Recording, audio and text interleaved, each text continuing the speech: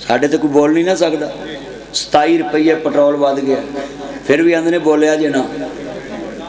सही गल पुलिस आंदी जे बोले असीं जलसा नहीं करन देना। हाँ जी DC आंदा जे बोले तो असीं जलसा नहीं करन देना।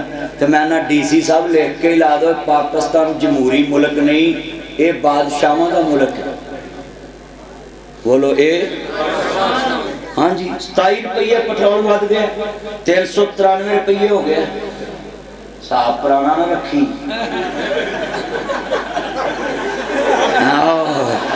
कम वध गया है। सही गल है अनवर, प्रोग्राम बढ़ गया सब दा। एक किस्मत वाले हुण अगे सरवाइव करनगे।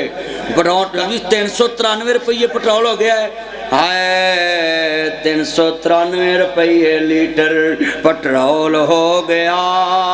200 रुपये किलो टोटा चौल हो गया।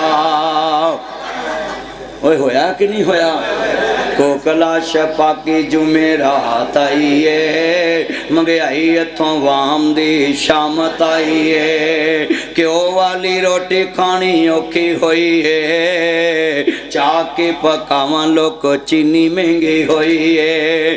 रोटी पूरी करिए या बिल तारिए, दसो केड़े खूह विच छाल मारिए। सोच सोच वाल उडे जिवें टिंड किती नाई है। कोकला छपा की जुमेरात आई है, महंगाई इथों वाम दी शामत आई है। वड्डी गड्डी कार खड़ी कीती, छोटी नाल आई है। हाँ हजरात महंगाई ने बड़िया बड़िया दियां वड्डियां गड्डियां घरां च खलवारतियां ने। हाँ और यार बड़िया बड़िया ने वड्डियां गड्डियां Land Cruiser V80 XTZ Fortuner BMW foreign गोडी Altis Cultus Range Rover Lexus GMC American Kia Sportage Honda Swift Toyota Corolla Maybach Sonata साबनदानी मेहरान मैसी ट्रैक्टर। हाँ जी सब को सीधा के बैठे बैठे सीधा के बैठते ध्यान न गल सुन हजरात, ये पतमा बड़ा कीमती है। महंगाई ने लोगों का जीना हराम कर दिता, होया कि नहीं होया? दुआ करो ट्रंप का बेड़ा करके जे किते सुलह कर लवे। अल्लाह सोने पाकिस्तान के डेरे ते आउंदा है, अल्लाह सुलह करा दे। कहो आमीन कहो। पाकिस्तान कसमें इस टाइम डिस्टर्ब क्यों में ट्रंप की वजह तो ईरान ते ट्रंप की जंग लगी है। पूरी दुनिया का चौधरी लड़ पिया है। हुण साडे जरनल नूं ते साडे जनाब शहबाज शरीफ साहब नूं कहंदा है मेरा चन्न मेरा मक्खन मेरी मलाई, अपने डेरे ते बुला के मेरी इज्जत ना सुलह कराई ते ईरान कोलों मेरी जान छड़ाई। सच्ची गल कर। ईरान ने इन्नियां जुत्तियां मारियां इन्नियां मारियां ने, हुण अमरीका आंदा मैं इज्जत बचा के जावां किथे। हाँ जी मैं सदके जावां।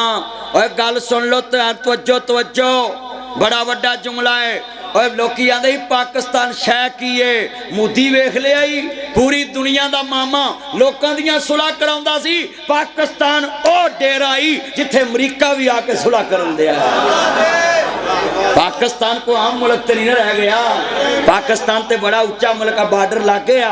मैं सियालकोट आया, जम्मू के बार्डर ते जुलकी आया है, तो मैं सारी दुनिया को पैगाम देना मोदी तो आना पाकिस्तान शह कोई नहीं। लै मेरे भी मूँह ते हथ फिरे, असी तेन फतह करके ते ऐस ताए नूं तेरे वाल विआहण लियाउणा, निकाह मैं पढ़ाउणा। डॉक्टर साहब तैयार जे? पाकिस्तान का मतलब क्या?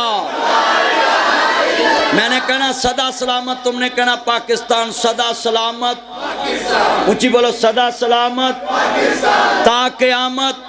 बेटा बैठ जा, नीचे बैठ जा, हाथ खड़े करके सदा सलामत। ऊंची बेटा बैठ जाओ, नीचे बैठ जाओ, पिछले बच्चे नीचे बैठ जाओ, बच्चे हो नीचे बैठ जाओ। ओए पुत्र लाल कपड़े वाला नीचे बैठ जा, क्यों बुजुर्गों तंग करना है?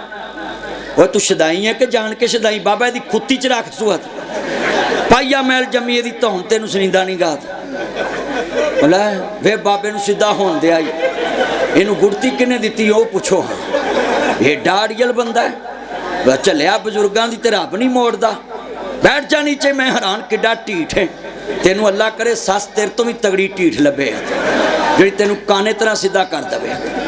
तो बुजुर्ग बंदा तू उनकी मन पुत्रो। हुण कोई गेट च खड़ा ना होवे पुत्रो, तवज्जो ਆ ਮੂਦੀ ਤੇਰੀ ਐਸੀ ਦੀ ਤੈਸੀ ਜਿਹੜਾ ਪਾਕਿਸਤਾਨ ਵੱਲ ਵੇਖੇ ਛੋਡੇ ਲਾ ਦੇਾਂਗੇ, ਮੁੱਛੇ ਪਾ ਦੇਾਂਗੇ, ਗਟਰ ਚ ਤੁੰਨ ਦੇਾਂਗੇ, ਸਿਰ ਮੁੰਨ ਦੇਾਂਗੇ, ਹੱਟੀ ਪੋਚ ਦੇਾਂਗੇ, ਮੰਜੀ ਠੋਕ ਦੇਾਂਗੇ, ਨਾਨੀ ਯਾਦ ਕਰਾ ਦੇਾਂਗੇ। ਸਾਡੇ ਕੋਲ ਹੈ ਵੀ ਨਾਨੀ ਹੈ।